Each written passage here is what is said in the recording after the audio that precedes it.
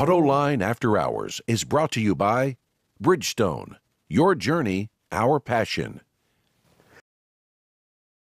This is Autoline After Hours with John McElroy, episode 199 for June 7th of 2013. Chrysler tells NHTSA to go pound sand. Watch Autoline After Hours live at Autoline.tv every Thursday at 6 p.m. Eastern Time or 2200 GMT. You can subscribe to this podcast for free by searching for Autoline in iTunes, Stitcher, or by following the links on our website. Peter De Lorenzo, man, how are you? Mr. McElroy, I'm good. How are you? Good. I'm doing great. And we should introduce our other partners in crime with us tonight. Yes, Mr. Gary Vasilash. Peter, John. Automotive Design and Production, Auto Field Guide, and Todd Lassa. Peter, John. Todd from Automobile. Yes. Good having you here. And you two just got back from Germany, right? Did. Yes. I mean, today? No, it was yesterday. Yesterday? Out driving semi-autonomous cars with Continental? Yeah, I got the exclusive drive. Sorry, Gary. I asked for it and I got it.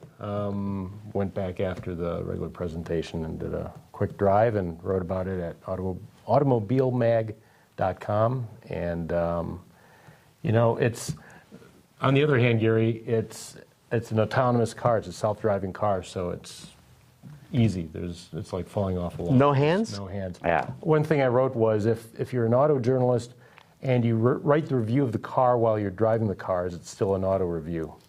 I mean, this is the future. If taken to its logical conclusion, if you believe our pal Jim Hall, its logical conclusion will eventually take the driver out altogether. Continental does not believe that. It believes that this will enhance your driving experience because you'll use it in traffic jams. You'll use it when you're driving through construction.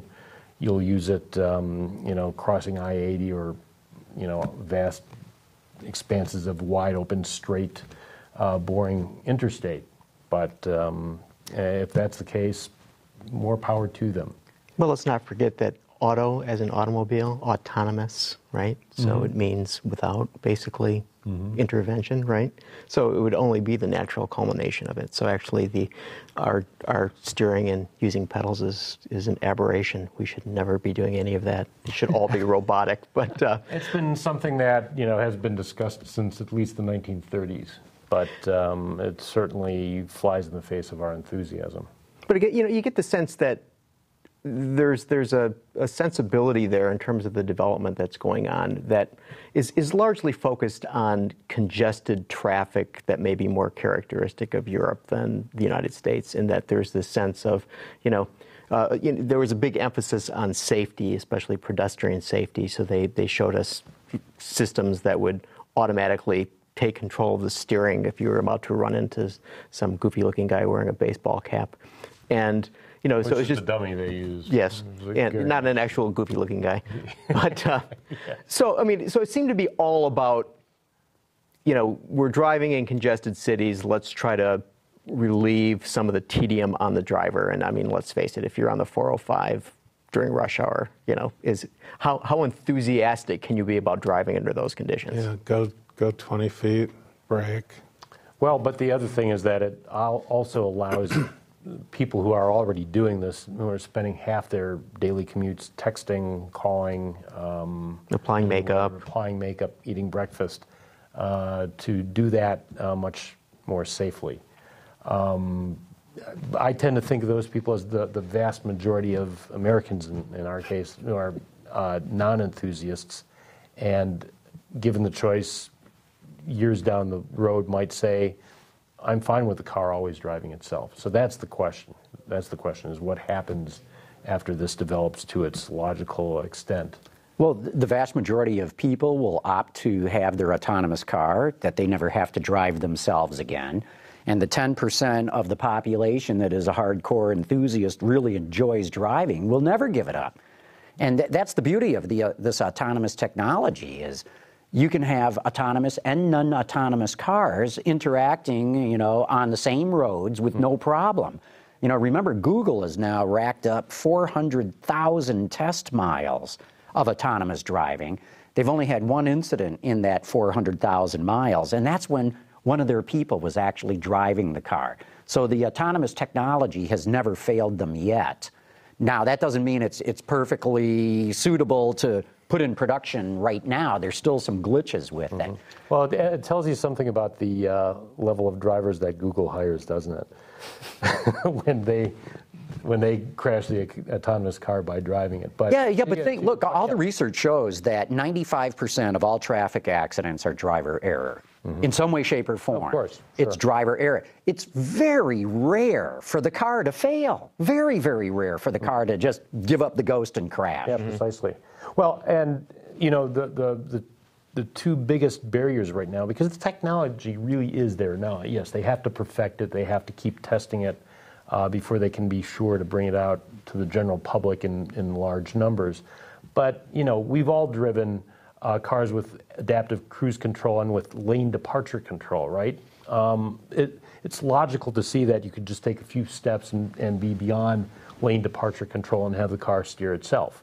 Acura and Mercedes already have this 10-second rule where the car will steer on gentle curves. I'm talking about the new updated E-Class and the upcoming S-Class and the Acura RLX. So we know that it's not far away. The questions now are insurance, who's liable if there is an accident, if something goes wrong.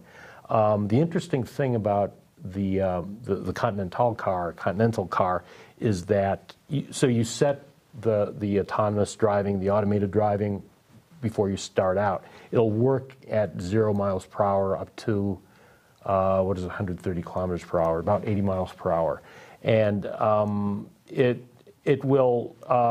So you steer when you have that engaged, and when it finds an appropriate road, one that it can determine where to be in the lane and how to steer around it, you'll feel a tug, you'll feel torque on the steering wheel that lets you know that it's ready to take over if you so desire.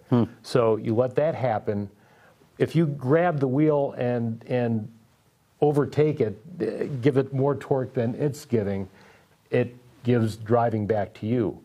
That, to me, is a pretty good way of getting past this whole idea of who's driving, who's responsible if there is an accident. Well, there was another thing, remember, that we noticed about the situation, though, for these vehicles is that, we were out, I don't know how many miles away from Hanover, out at their, we were at their tire test facility. The Contadrome. Contadrome, yes. And so even out in this, hinterland, 2-lane highway, great road markings. I mean, the sidelines were white, the stripes down the middle. Germans tend to do, right? So basically, I mean, if you're developing this autonomous car that's using forward-looking cameras, it's going to see something. You drive around here, and it's hit or miss, right? And so you'd have that whole problem. But I know that you're getting all agitated by this whole thing. But here's the good news. Here's the good news. The head of powertrain for Continental said, so far as he's concerned, that for at least through 2030, the internal combustion engine will reign supreme. So there's still hope. However, I asked Alfred Eckert, the head of the basically big R&D chief on this program, I said, does autonomy, once we have full autonomy, is that the last nail in the coffin of the traditional manual transmission? He said yes. Yeah, you can't have autonomous cars with 3 pedals and yeah. stick shift. Well, you could, but it would all be done underneath, the floor pan. It just wouldn't make sense. So it would be automatic. Right. But why have a manual when the computer's going to do the shifting? Right. So, but can you imagine, open the car door, Hal? Sorry, Dave. So, Todd, what's the deal with automobile? Did I miss the memo, or did they just come out with their 10 best? With our All-Stars. With the All-Stars. Isn't that usually in December? Yeah, we moved it up, and this actually happened before I joined because I moved from Motor Trend to Automobile at the end of November, and the decision had already been made. I just finished up with doing Motor Trend's Car of the Year, so I'm still kind of getting up to speed with that, but we decided to play it up in terms of doing an issue that was a little further out past the automobile of the year, which of course was the Tesla S this year. So we chose All-Stars include the BMW 3 Series. I hope I can remember them all. The Honda Accord, Ford Focus. What am I missing? I'm missing a truck. The Ram pickup truck, and I caught myself before calling it the Dodge Ram. It's still the Dodge Ram. Damn it. Oh, and the Audi, I should not forget the Audi A7. Right. So I think I've covered it there. Yeah. Well, the 3 Series and the Accord have been on every year, right? Pretty sure. I'm not sure. That's probably right. I should know this. Your excuse being new to the magazine. Okay, thank you. You could probably tell us all the Motor Trend car of the year is far better than you could the All-Stars on automobile. Certainly the 12 I voted for, sure. Or voted against in some cases. Hey, going back to this autonomous stuff, Peter, you wrote all about branding in your column this week. How would you brand autonomy? I mean, the public doesn't even know the word autonomous car yet, I don't think. I think it'll catch on, but I don't know if that's the right word to use with them. Well, you have to kind of step back because the brands that are powerful today will be powerful in the future unless they screw up. And whether or not that particular brand is autonomous or not, you still have to have the brand. Autonomy will not be a brand unto itself. It won't be. The technology will be part of the cocktail that comes with your vehicle out in the driveway, but you're still going to buy whatever you want. You're still going to buy an Infiniti, you're still going to buy a BMW or a Cadillac or a Ford. Autonomy will not be a brand unto itself. And they'll all have their own names, like Cadillac's doing Super Cruise. I think, is Mercedes called Stop and Go, the first step, this E and S class thing? I think it's called No, I think it's... I think it's called Wing and a Prayer. No, I think it's like... It's not Distronic Plus, but I think Distronic is in there. Yeah, no, I think they've got a new name for the I think you're right. Yeah, and I thought it was Stop and Go. I was there for the launch, and it was one of those generic enough names that I can't quite remember. There's too many of them. Peter, what do you think of Autopilot? That's been thrown out as a potential name, a canopy name for every brand's version of this. I don't think it's bad. I think people understand it and familiar with it with the aviation business. So, and they all know the big jets that they are jammed into are flown on autopilot a lot. So I don't think that's a bad idea, really. Are you talking autopilot sounds like something out of the 1930s. Well, that might not be a bad thing in making it seem retro. Safer. Hey, like it's been around. I mean, very familiar. Is that being bandied about by the industry as like everyone latches onto that? I think that came up at last year, and there's one this coming week, the Autonomous Car Summit in Detroit. I attended part of it last year, and there was a discussion about that, and I can't remember who, but one expert suggested autopilot. The mass media has often used the term robot car, which I don't like because, honest to God, to the general public, they think that there's going to be this robot android, C-3PO at the wheel of their car. That's absolutely what they think. The robot's going to be driving the car. Or the Terminator, depending on what brand of car you have. Well, and Hall always uses that example of the scene from, is it the Terminator, where he gets into a Johnny cab and there's a robot driving the car, like you would need that. Well, the best part was when Arnold Schwarzenegger, as a Terminator, comes into the truck and says, "Get out." The guy just jumps out. "Get out." Takes one look at him and, okay. I think he actually throws him out, though. I think we have a long time before we have to worry about the branding of this technology. I think it's going to come far faster than you guys do. I agree with you, John. I think I think we're going to see it. I think we're going to see elements of it just in a few years. The stepping stones towards it. Oh, I think we have them right now. I mean that's what we'll see it in radar-based cruise control urban centers. But we'll see it in big urban centers first. But I think you'll see that about the same time you see all the cyanide IQs and smarts driving around in those urban centers too. So. You may also see it in China first. I mean, it's very logical for China having automobiles is kind of the infrastructure for automobiles is relatively new in China. They're building new megacities. They're talking about this as being a megacity sort of thing. Well, that might make sense so that the people won't have to worry about driving through the coal-fired haze. Just put it on autopilot because they can't see or breathe anyway. So. Yeah, that's right. Yeah. And then, you know, you also have to think about the expense. I mean, so as cars right now become increasingly expensive, I mean, so you add this stuff to something and it's going to be very expensive. Very expensive. Well, you know, right now it is, but there's a couple of things that I think would mitigate that. Number one is if you have an autonomous car that can't get in an accident, and we're already seeing it with this automatic braking system that Volvo has, which I think is a Continental technology too. Yeah. The city safety. I mean, IIHS, you know, the Insurance Institute and everyone is saying they see noticeable reductions in accidents with Volvos with that technology. And so you can get an insurance discount if you've got that on your car. I think the same thing's going to happen with autonomous cars too. You're going to get a discount. And then secondly is, think about the logical conclusion, as you say, Jim Hall is talking about, where right now in the United States, we have households which have a car for every licensed driver.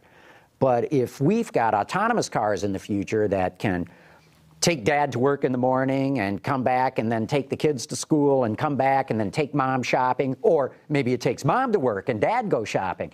Mm-hmm. Now you can have maybe one car per household. And, you know, I would say the average household, even with used cars, is spending several $1,000s a year on each and every one of those cars. True. So you whittle that down to one or two cars per household, and all of a sudden they start saving $6,000, $7,000, $8,000 a year by doing that. This technology could pay for itself very quickly. And then the body material could be saran wrap because you never get into an accident. So, but the other tissue paper. Yeah. The other question, but it's not waterproof. See, saran wrap would be. Also would. The other question is, how does this fit into the other trends of young people not getting their driver's licenses right away, and B, talk of not owning a car, of depending on ride sharing or car sharing, you know, just like the bike programs in New York and Paris. I mean, how does autonomy fit into that? Well, we have a generation of kids that have been driven around there. That's why they need the robot car. I'll tell you why kids aren't interested in cars right now, because they can't afford them. They can't get a job and they can't afford it. The insurance is prohibitive for them. And so it's human nature. When you cannot afford something, you tell all your friends, you know, I'm not interested in that. I don't really care about that. Yeah, but we couldn't afford anything. We still had aspirations for it. The aspiration isn't there. The aspiration is not there. That they can't afford it, or that they're spending the money on these things instead? Yeah, iPads. Well, this turns them on more than... Sure it does. But you watch, as the economy continues to recover, as these young people decide to get married and have kids and, you know, household formation, they are going to have a car. They're just going to have one. But this gets to the point, the car that they're going to have, does this then just become utility, or is this something that's desirable or aspirational? And I think to your point that we once desired and aspired to having cars.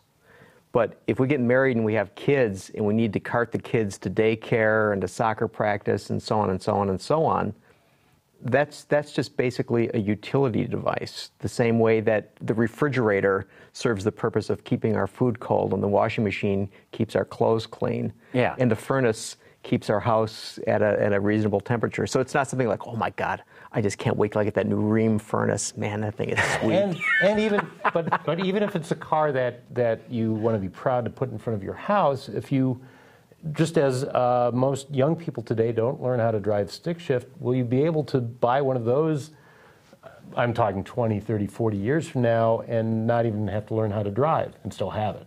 30, 40 years from now, absolutely. I believe that. But getting back to what you said, Gary, I don't think it's necessarily either or.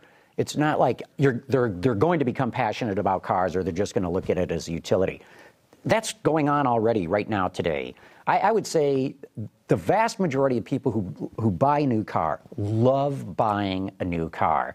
And then there's general degrees or varying degrees of, hardcore enthusiasts who are, this is, a highlight of their life, and other consumers who are just proud to own a new car, but it's not like they're emotionally attached to it. They're just pleased they got a new set of wheels.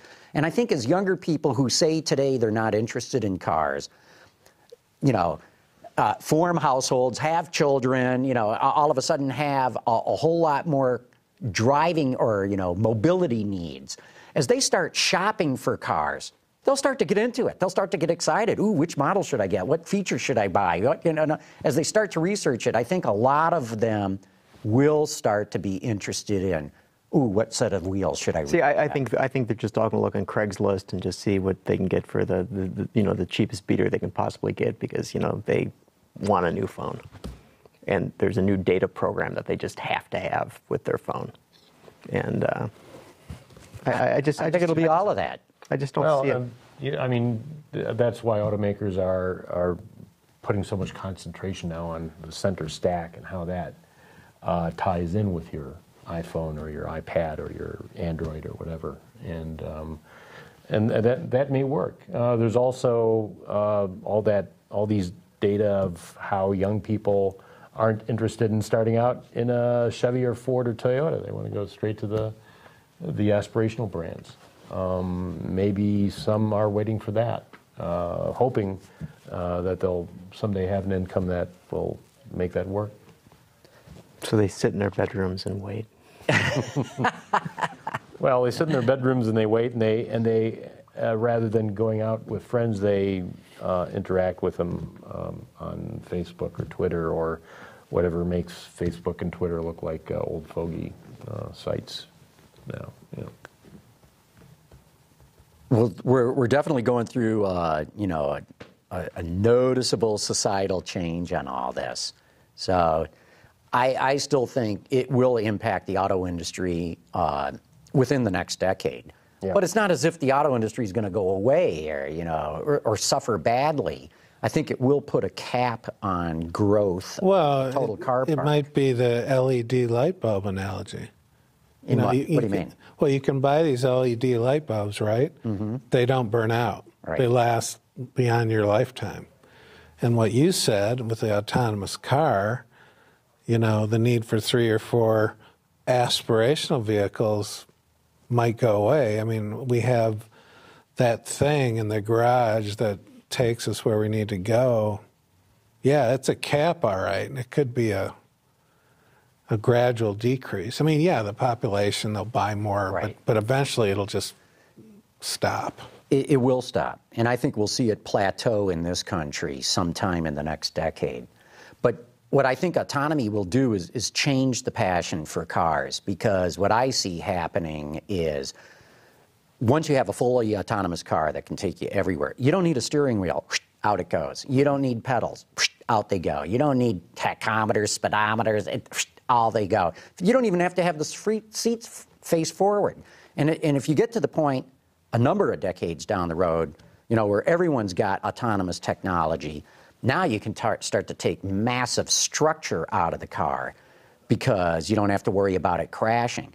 But what I'm getting at is the interior becomes far more important than it is right now from an aspirational standpoint. I see coach makers making a big comeback 30 years hence, mm-hmm, because you're going to want your own customized interior or your own beautiful interior, whether it's a den or multimedia center or a little kitchen, or it's got a cot or whatever the hell it's got inside. I think that the coach works will become preeminent again because you're going to be selling the inside of the car and everything that you can do in there. Well, so Airstream should hook up with the manufacturer now. Oh, yeah. No, I definitely foresee literally packs of autonomous RVs with retirees in them traveling all across the country. Wow. Didn't Freeman Thomas did a the Airstream concept. Airstream concept for Ford, yeah. And Ralph, get back at it. See, but I see it rather than somebody like that. I see it as Steelcase needs to get into the car business and begin to provide furniture, ergonomically designed furniture for your. Yeah, I think more like Ethan Allen or, something like that. Nothing too industrial. Kind of like an Eames chair, yeah. Yeah. Something like that. John, do you think the U.S. market's just going to continue to hover around 15 million no matter what the population? No. In 2009, when everything was crashing and everyone said this is the end of the industry as we know it, I said it will come back and will go on to break all sales records. And I still believe that's going to happen. So you think we could reach 20 million? I don't know about 20 because I used to believe that. But as you get into the car sharing and as autonomous comes on, it may hold it back. But think of it this way. The population of the United States goes up by 2 million people a year. Mm-hmm. In 10 years, we'll add 20 million people. Just out of that group alone, 1 million of them a year will go into the market and buy a new car. Mm-hmm. And that's a pattern that's held true since the Great Depression. Year in and year out, 5% of America goes out and buys a new car. Mm-hmm. In a recession year, it might go down to 4%. In a boom year, it might go up to 6%. But pretty much year in, year out, 5% go out and buy a new car. On the other hand, and when I say hover around 15 million, I mean, maybe we'd have a high in the 17s or 18s mm-hmm. and a low in recession years in the 11s or 12s or even lower. Mm-hmm. And I'm thinking about how that 15 million number has been kind of the number with those, the kind of median number, if you will, since, what, about 1970? I mean, we've had it go up and down. Oh, no. I mean, we didn't hit even 15 million until about 1978. 78. And that was, 78 was an all-time record at that time of about 15 million. And then we hit 17 million plus 2005, 6, something like that. Mm-hmm. But again, that's when anybody could get credit. They're just free credit for everybody. And the big three, the Detroit three, because they had so much overcapacity, had incentives going like crazy on these vehicles. Sure. So all that's gone. Especially on the truck. But I'd say the more normal level, and remember, we're still at, 8% unemployment in this country, mm-hmm. and that's counting the people who are still looking for a job. You count the ones who have given up, and the unemployment rate's even higher. So if we get back to a normal unemployment rate, that alone is going to push the U.S. market to a 16 and a half. Then you start throwing population growth on top of that. You're into the 17.5, 18 million. So I think 17 million is probably going to be a more normal level for the industry to settle into. I'm not so sure that the new normal in terms of unemployment rate is not 7 or 8%. It could be. I think that given whether it's developments in terms of technology, or whether it's developments in terms of other countries manufacturing more product, or just and service industries as well. And a lot of industries finding they can hire people as freelancers, if you will, yeah. whatever the sort of like our industry, like our industry, whatever industry's version of freelancer or contract employee is, without getting into all the benefits. Yeah, so I think the 4% unemployment rate as being full employment is gone. I always thought history. Full employment was about 6%. That's 4%. Well, 4% is what we had in the boom of the 90s, Clinton years, early Bush years, right. But that was actually overemployment. I mean, just because of the population, because of the turnover in jobs in general, mm-hmm. people actually wanting to quit their job and find new ones. I think it's closer to 6 at this population. But anyway, we're getting way off this the cars, aren't we? Right. So let's go to cars. What do y'all think of the Chevy SS being priced at $45,000? Wow. I was floored when I saw that price.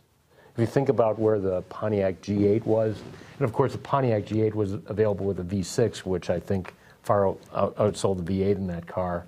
And with discounts, the ATPs were probably somewhere in the mid to upper 20s on that car a few years ago. And it was a terrific car. It was a very good car. It needed a different interior, I think, but one better suited for the U.S. market. But it was a very good car. So, Peter, what do you think? $45,000 for a Chevy? A Chevy sedan. Well, let's see. It's rear-wheel drive. It's got, how much? 420 horsepower V8. It's got a lot of stuff on it. I know. It has everything that I'd want on the checklist. But can you have a bow tie on the grill and charge that kind of money? What about a Corvette? How the enthusiasts out there, I mean, let's face it, it's the enthusiasts out there who want a V8 and rear-wheel drive. And then when they go shop a 3 Series, they actually have the SS on their consideration list. How many what's the percentage of? Yeah. Not very big. Right. No, Gary raises a great question. I mean, Corvettes are even already more expensive. But I don't know. I'd say it's traditional. And how many Halo cars can Corvette will bring people into a Chevrolet store who otherwise would never step foot in it. But don't you think that the SS conceivably could have the same effect on the guys who are more interested in muscle cars rather than in sports cars? That Chevy then has something that is supplemental to the Camaro in some regard, sort of like Camaro's. People buying the Chrysler, the Charger, Dodge. I mean it's Charger and Challenger are doing very well. The sub-niche. Right. But to your point, the Dodge Charger is you can have it with a Hemi and decent amount of kit. Maybe not as much as a Super Sport, but for much less money. You can get one with a V8 for under $35,000. You can get a Camaro with a V8 and a little bit of equipment in the low 30s.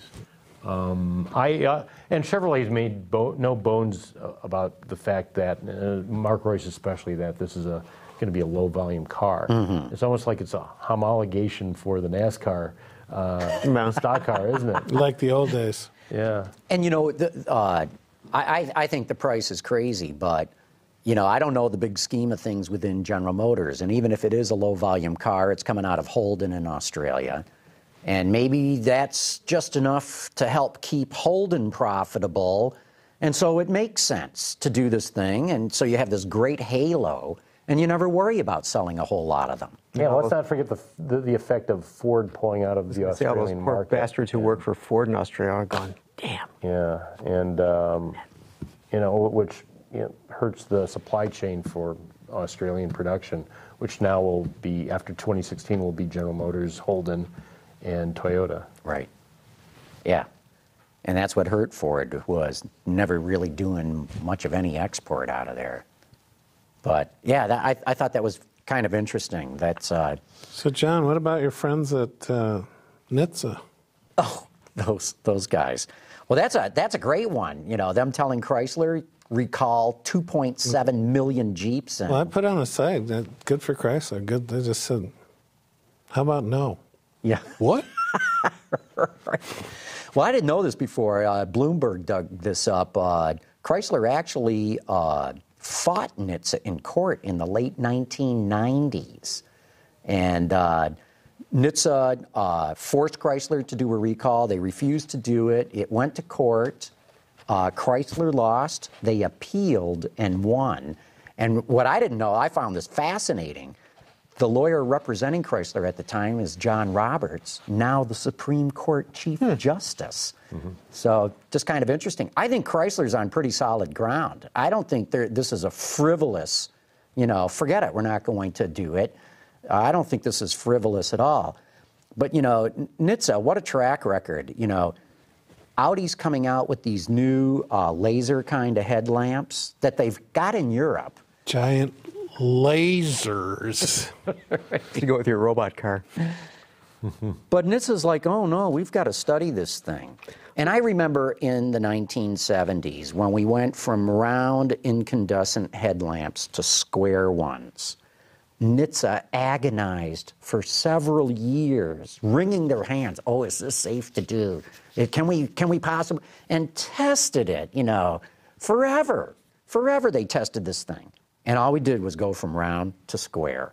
So when I hear them, stiff-arming Audi on this, telling Chrysler they've got to recall it, and there's no defect. I mean, they admit there's no defect to it, or what I should say is... It's just the placement of the fuel tank. Well, we need to know about these accidents because, yeah, a dozen people have died, and that is bad, and that's terrible, but...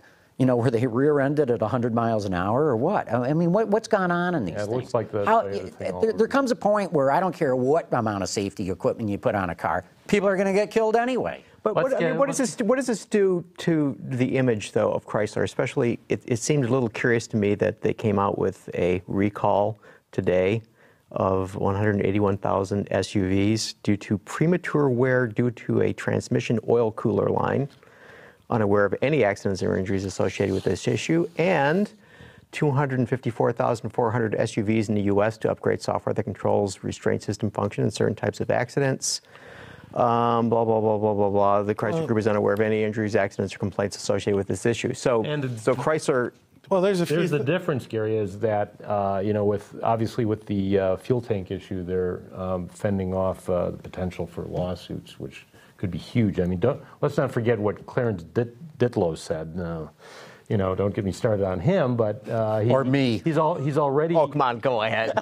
He's already comparing this to the Pinto crashes and saying, well, the difference is people ride in the back of Jeep Grand Cherokee. Look, I just wish the media would identify Clarence Ditlow for what he is. Not a safety advocate. This guy is a front for the plaintiff attorneys. Mm-hmm. All they do is, him and all the other safety advocates, is dig up information to sell to plaintiff attorneys who can then use that in lawsuits against the car companies. In fact, the car companies even buy these guys' material so they can know how to prepare for their defense. And it's such a scam, I think. He's also shilling for the insurance industry, which can then raise insurance rates on all manner of Jeep Grand Cherokee, right?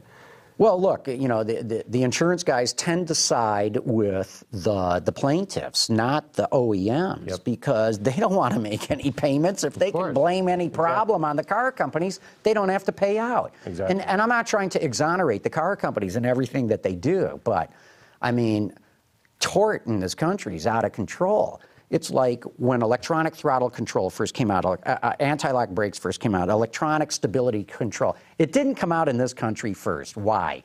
And talk to the Mercedes and the BMWs and the Audis and all these guys who pioneered this technology. They know they're going to get sued when they come to the United States. Which brings us back to autonomous cars. Mm-hmm. Yeah. Who the hell is going to be brave enough here to put one on the road? Well, and yet... it's sold to us. Yeah, but and yet Continental is now saying that they see the legislative path as being easier... in the U.S. than in Western Europe. Right. But that's the legislative path. Right. The legal path is going to be different in this country. And just as I said before, ABS, electronic stability control, electronic throttle control, was first developed, or used, I should say, in Europe, because they want to have a body of evidence that shows, look, we've used it in these countries and and it all works. So when they get sued in the United States, they can bring in this body of evidence to help defend themselves. Mm-hmm. And it's like with airbags, there was a big question, who's liable in that? Well, it turns out not only is the car company liable, so is the airbag company. And so when TRW first started making airbags back in the 90s, every airbag that went out the door, they put $1 in the kitty, in the legal defense fund kitty, because they knew they were going to get sued. And I think the same thing will happen with autonomous cars.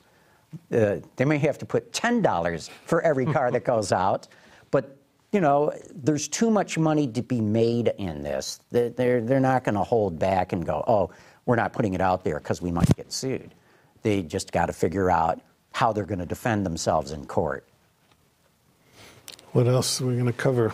What else are we going to cover here today? I saw the new Malibu last week, and I think that's a good discussion. And in fact, I'd be curious about some of your input too, Gary, because we talked about this a couple of weeks ago. How would we redesign the Malibu? Yeah, and I remember Peter's recommendation was start over again, right? Well, saw it off at the B pillar. and have one group of guys do the front all in the whole car instead of knocking off for lunch halfway through. I don't think the back end goes with the rest of the car. No, it doesn't. I like the redo of the front. Here's Ben's got and Carmen have got the pictures up there, and I do like the redo of the fascia. And the other thing that's kind of interesting, look how on the new one, how much farther out the hood seems to jut. Yeah. And how it, to use their terminology, how it shingles over the top part of the grill. And yet the hood's identical, old and new. Wow. And it's just a really nice styling trick that didn't cost a whole lot of money. And when you look at those fascias, you can see it's the bottom part of the grill right under the bow tie. All they had to do was really modify that part of the fascia.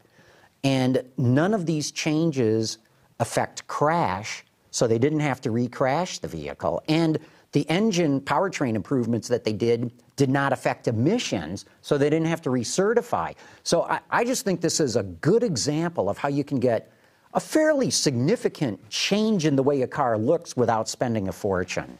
Now, I think the more important thing for this car, and I think we've talked about this before, how the new Honda Accord, by going back to old Honda ways, has that expansive DLO, and that you can sit in the back seat and feel like you're not, in a cave or something like that.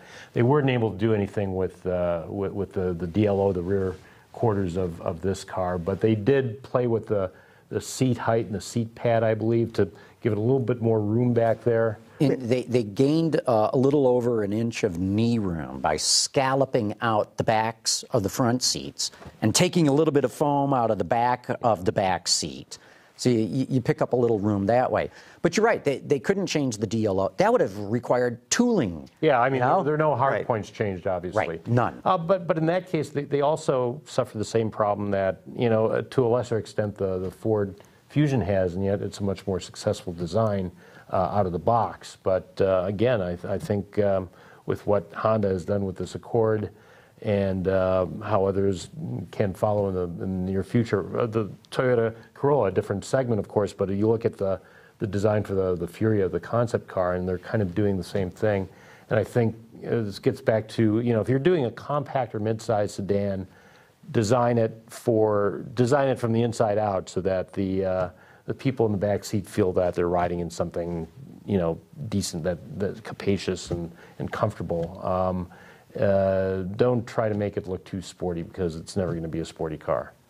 Yeah. But I mean, isn't the Malibu been suffering over the last couple of years because, especially since the Fusions arrived on the scene, that it looks sort of fuddy-duddy, and you could have had the most remarkable interior known to man, and people would just see it in the showroom, and then they'd see that Fusion drive by, and they'd say, "What the hell is that?" Yeah, but the last Malibu actually looked nice. It looked like a nicer car than. It looked like it was something more than a Chevy in terms of its place in the market. I agree. I mean, it certainly upped its game immeasurably from where it had been. But then the competitor comes out and it just throws down this trump card that just completely changes the game. Yeah. Mark Roy said that the Malibu was the last car they worked on before the company went into bankruptcy. Right. And that's why, they didn't like the way it came out. But Peter, when you and I first saw that thing, what was it, 3 years ago or something? Longer than that. Was it longer than that? It was like, both of us said, boy, that thing's a little too busy design-wise. Yeah, the first redo. Right. Yeah. So, but anyway, we should probably devote a whole show sometime to our ideas of how to refresh designs without spending a fortune. Mm-hmm.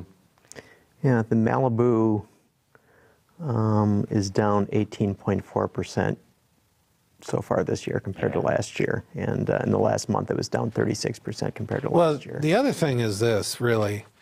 I mean, GM cut the divisions in the bankruptcy. But in essence, they're still fighting the same thing, because they've just brought out the Impala, which is attractive, and you can get a decent Impala for not much money. To me, the Impala has made the Malibu redundant.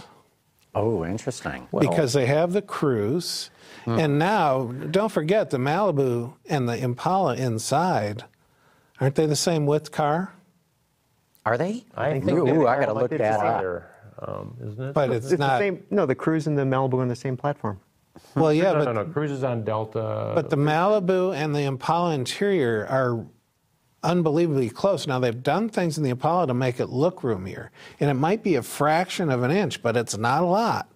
And I'm thinking. Oh, it's the Malibu and Because Impala. the Impala's longer. Yeah, the Impala is Yeah, longer, the but Impala I'm talking actual cabin room.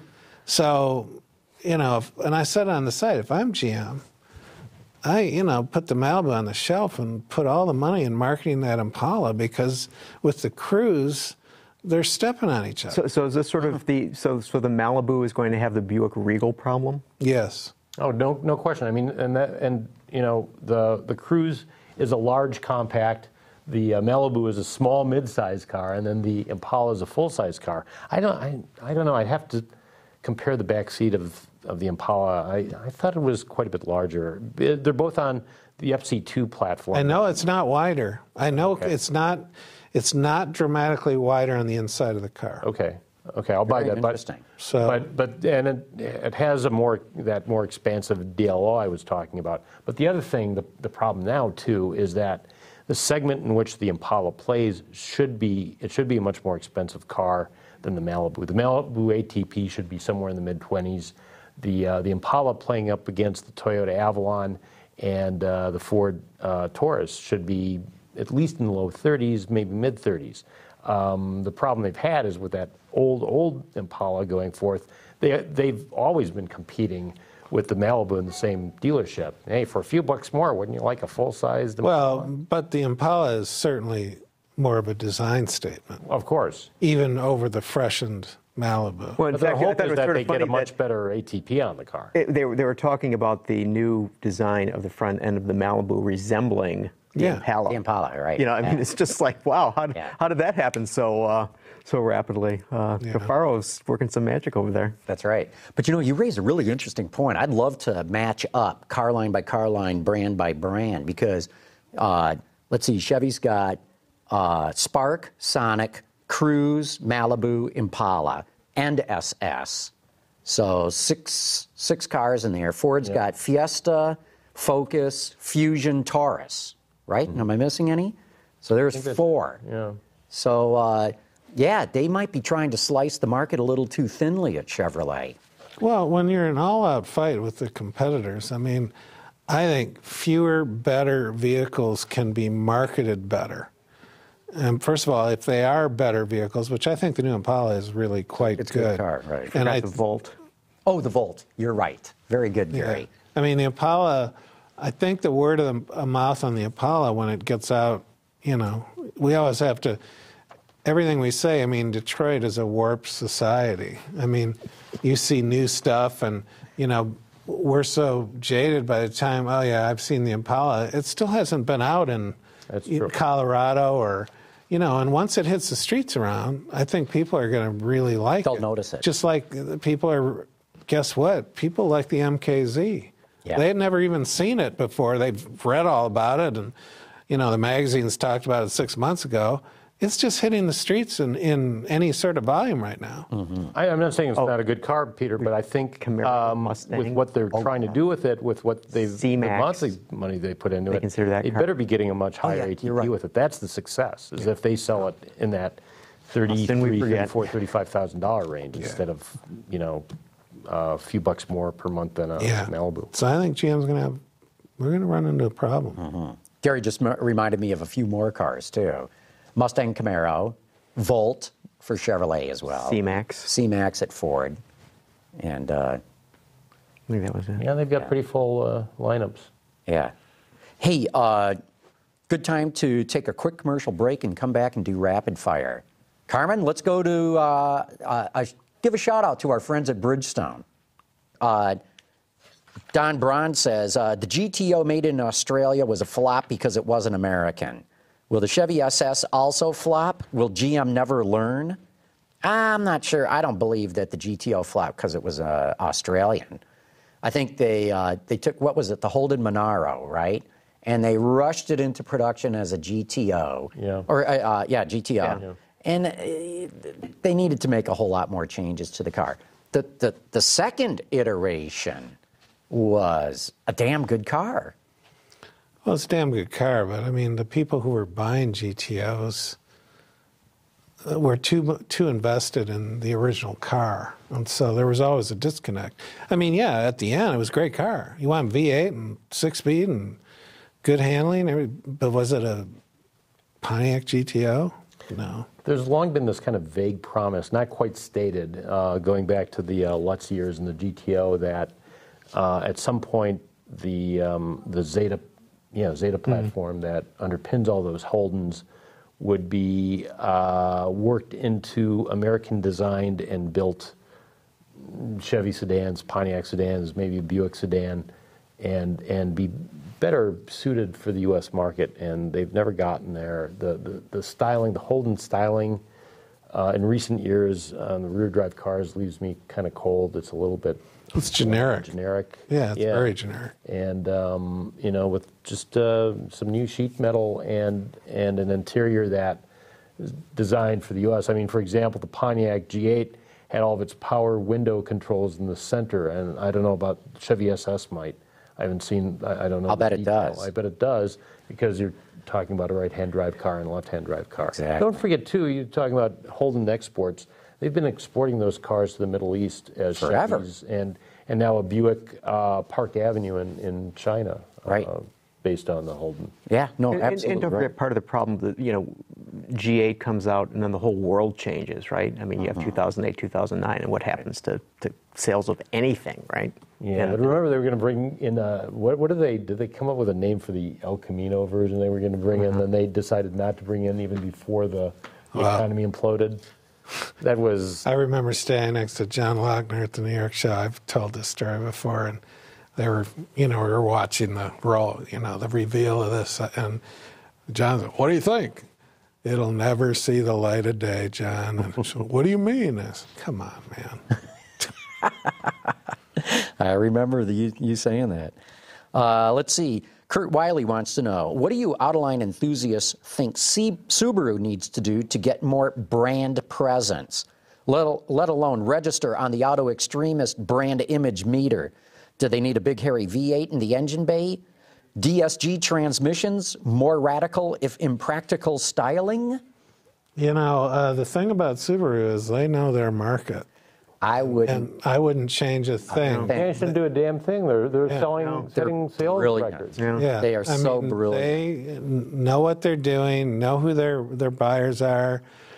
And, the whole rally car thing was just a niche of a niche, and they don't need it. They are the successful Saab. They're doing what Saab wanted to do, continue to be a niche brand for people who were big enthusiasts of the brand and still grow it. And they've managed to do what Saab could never do. They're brilliant. I'm stunned by the success of that company. They blow me away. I haven't looked at their loyalty rate, but I bet you it's extremely high. It was only 10 or 12 years ago that Mitsubishi sold more cars in the U.S. than Subaru did. Yeah. So speaking of Swedish cars, Peter, have you seen the new Volvo commercial where they're basically saying we're not for everybody and we like it that way? Yeah. Well, like I said in my brand, Autoextremist brand image meter, I just said that Volvo's still a car for people who don't understand why they have to have a car or something like that. They should make autonomous vehicles. Well, they walked away from their safety positioning. Never should have done that. I mean, because even though safety became kind of the price of entry, they still owned it. Absolutely. And they could just say, well, we were about safety when it wasn't cool, and we're so far out ahead of everyone else, and they walked away from it. It was just like, what? Yeah, big mistake. Ken S. from Laveen, Arizona says, Motor Week just named my Hyundai Accent the best subcompact car. What the heck has happened to definitions and standards? I think my Accent is on the rather large size, both inside and out, and the weight is up there, too. It's huge compared to my '84 Civic, which probably weighed 800 to 900 pounds less than the Accent. An 84 Civic weighed 800 to 900 pounds less than just about anything. I mean, if you look at the size of cars and the weight of cars these days versus... Wasn't the 84 Civic like 2,200 pounds? I'm sorry, did you say 84 or 94? 84. Well, I had the 87 CRX based off that platform, and it was 1,800 pounds. So you had 22, 23, somewhere in there. You know, the original Volkswagen GTI weighed 1,800 pounds.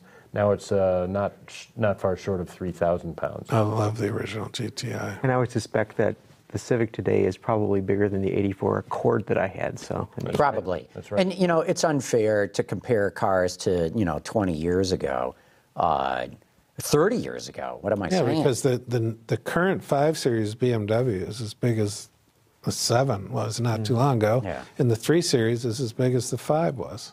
And you know, in the Hyundai lineup, I mean, that is the subcompact because the Elantra is the compact. I mean, that's its positioning.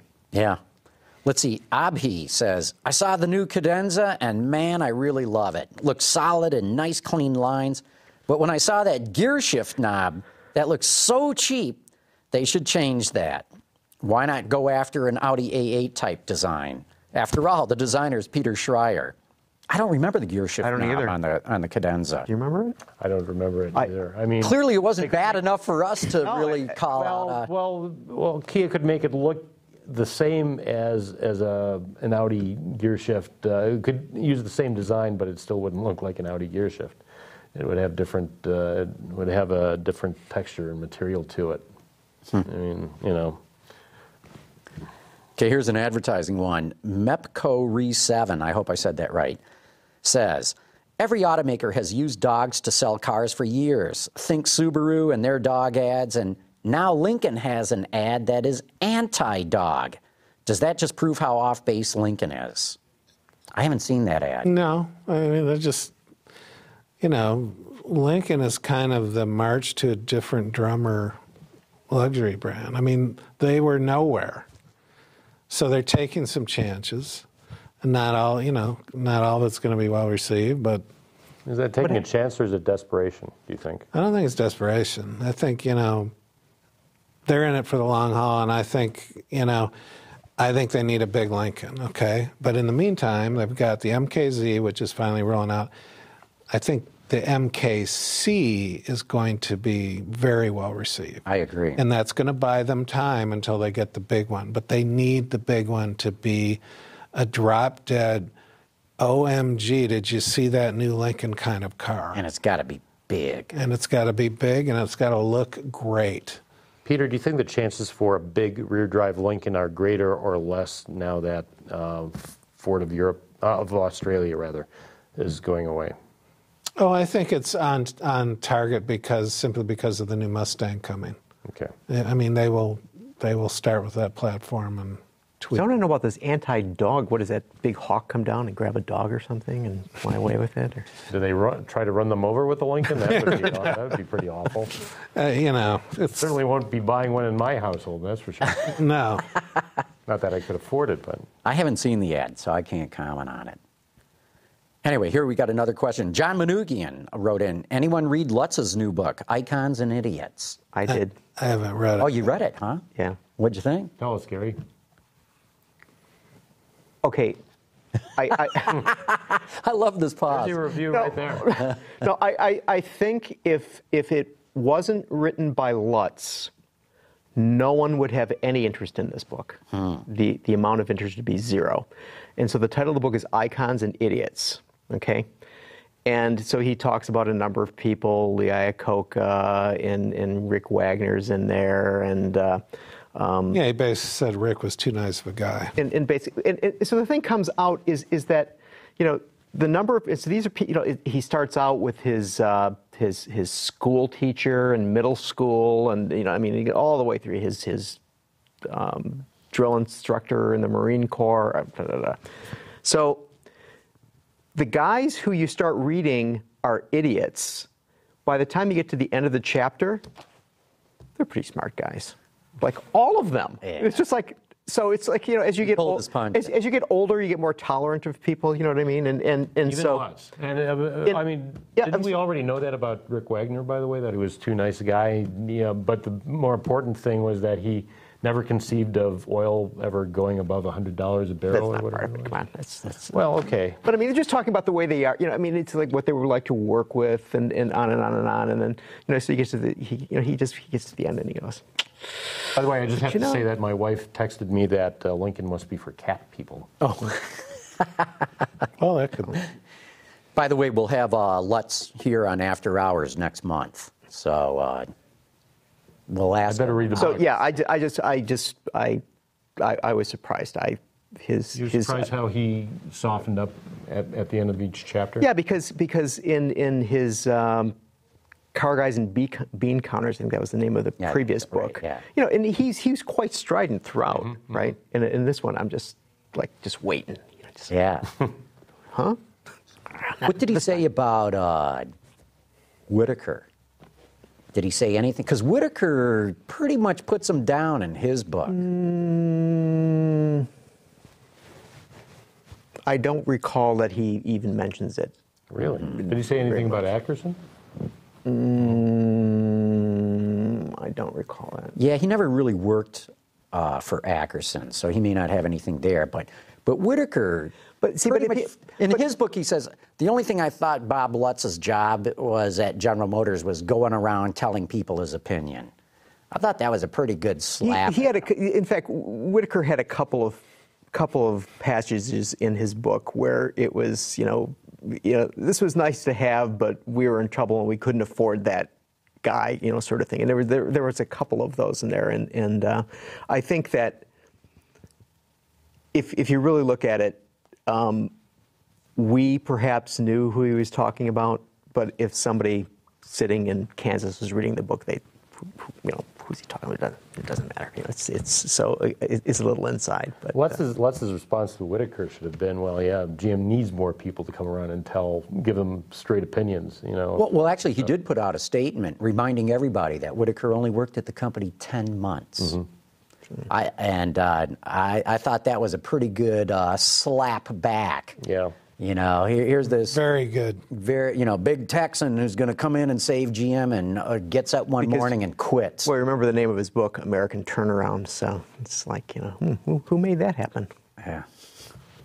Okay, one last question, then we'll call it a show. VRM Chris heard us talk all about Impala and all that. He says, given that the Impala overlaps the Malibu significantly, should GM reconsider the Holden Commodore going front-wheel drive in 2017 and have the platform stay rear drive and then have the Impala be rear drive as well? It's a tough thing in Australia. I mean, they have, I'm not I'm not completely familiar with it, but they've got issues with fuel efficiency and cost and so on as well. So, well, GM has never. I mean, the SS moniker has only worked to me when it's attached to a car name, like Chevelle. Yeah. Now, they could have called this SS something else, Impala SS. Chevelle SS, something like that, or drop the Malibu and put the Malibu on that. But call it the SS Ackerson. That would be good. Oh, Ben just gave me the high sign that they can play a couple of the phoners that came in. So let's bring the first one in.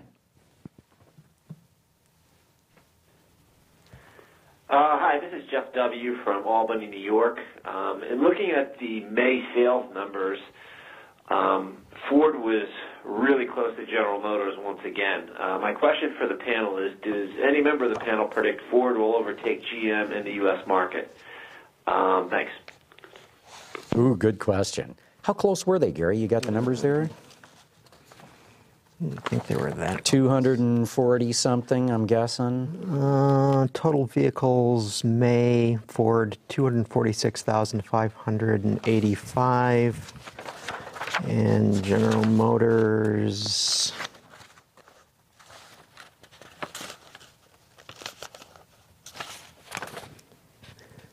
$252,894. That is close. I think there was 1 month in 08 or 09 where Ford might have passed General Motors, and I think I think you might see it happen here and there. Again, I don't think it would ever be. Well, I shouldn't say ever. No, never say never. But I think at least in the short term, I don't see it as being permanent.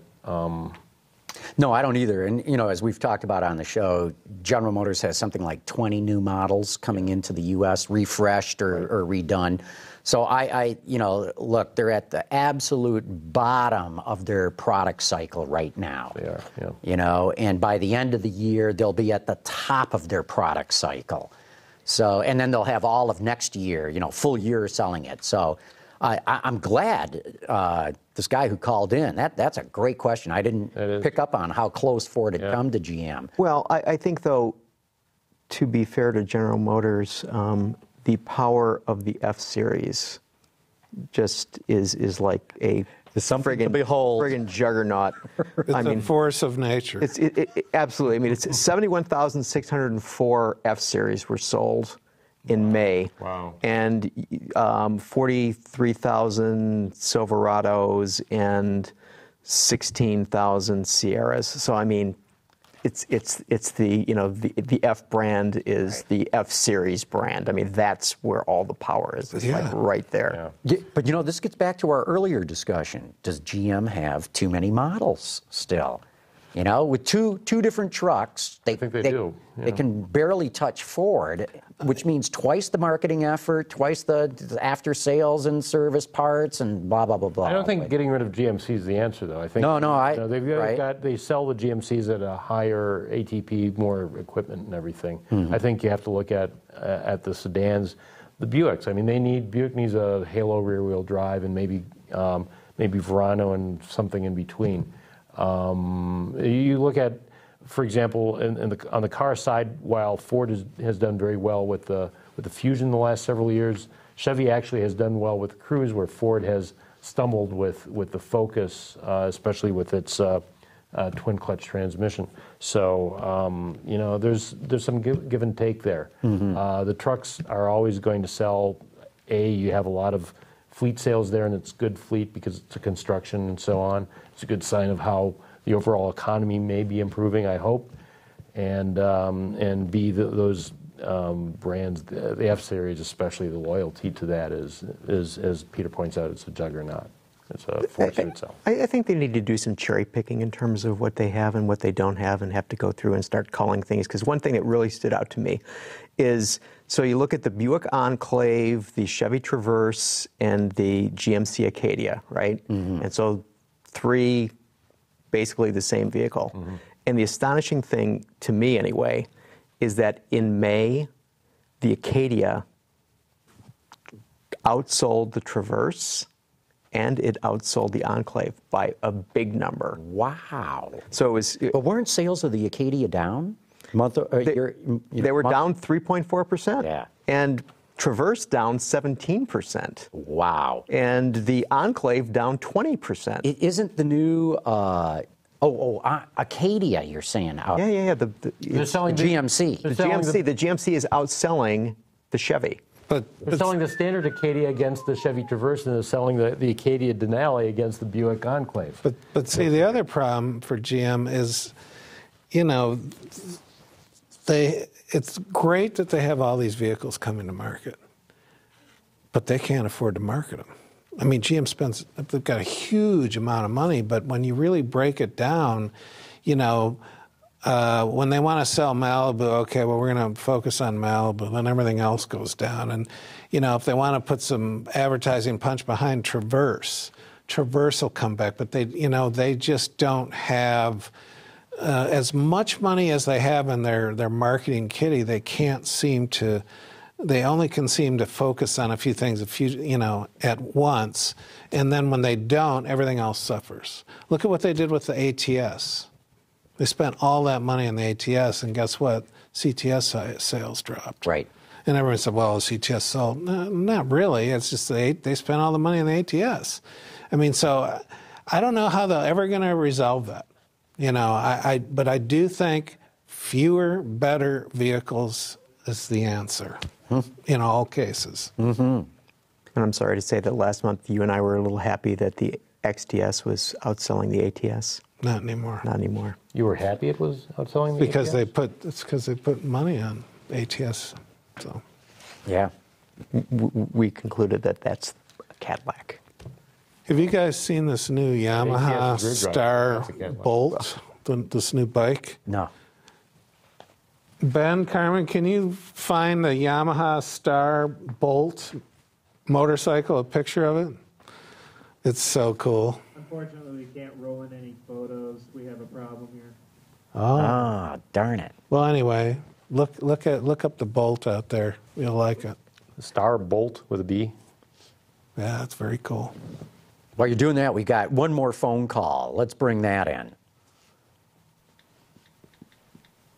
Hey guys, this is Auto Freelancer calling from New Jersey. I just want to say, John and Peter, great show. I've been watching it from the beginning, and thanks for keeping it real, guys.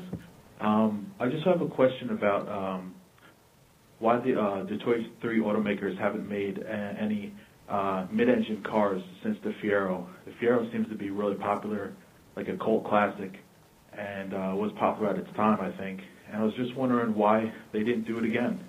Your thoughts? Thanks, guys. Bye. Well, I mean, GM has flirted with mid-engine Corvette for years, and they've shown some dramatic concepts, mid-engine Corvettes. But when it came time to pull the trigger, they always thought, well, it'll price the Corvette away from its original premise, which was to be a really cool car for not a bunch of money. So every time they run up against it, they ran up against it the last time with this C7. Mm-hmm. They had a plan B that was taken all the way, and they just pulled the plug because they think it would be too away from. That's what Duntov wanted to do, and that's what Lutz supposedly wanted to do. You know, when you talk about the Pontiac Fiero being a cult classic, I think the key word there is cult. Yeah, I worked on that launch. Did you really? Yeah. Well, you know, the Fiero by the last year of production was a decent car, but that's so typical of General Motors of, you know, trying to launch something on the cheap. Well, General Motors developed their cars in the public's hands. And I know what you're getting at, because when the Fiero... Like Microsoft, but they did a little bit better. Yeah. And look, even though it wasn't mid-engine, they repeated themselves by doing a single one-generation exclusive platform called the Kappa for the Pontiac Solstice and the Southern Sky. And boy, you know, as you know, most of our office is filled with Miata owners, including ourselves. Donna and myself, and you know, you compare the two, and there's no comparison. You know, the Miata was designed from the inside out. The Solstice was designed from the outside in, and it just didn't work. But they should be able to do something like that. They do have good designers. They have good engineers. Yeah, they do. But getting to the viewer's question about mid-engine cars, there's been so few. I mean, actually, Ford did one. Remember, the Ford GT was a mid-engine car. Yeah. But if you look at sort of, and the Audi R8 is mid-engine, but the last sort of affordable one that I can think of was the Toyota MR2. Or MR the Spider. Mr. 2. The MR Spider as well. But, you know, Detroit automakers, you're right, John, that Ford GT was the last one. Mm-hmm. And that was a successful run. It was. But, you know, very niche, very expensive car. And, you know, there's two issues, I think, that you get into with mid-engine cars. From a packaging standpoint, you usually end up with a car with no room in it.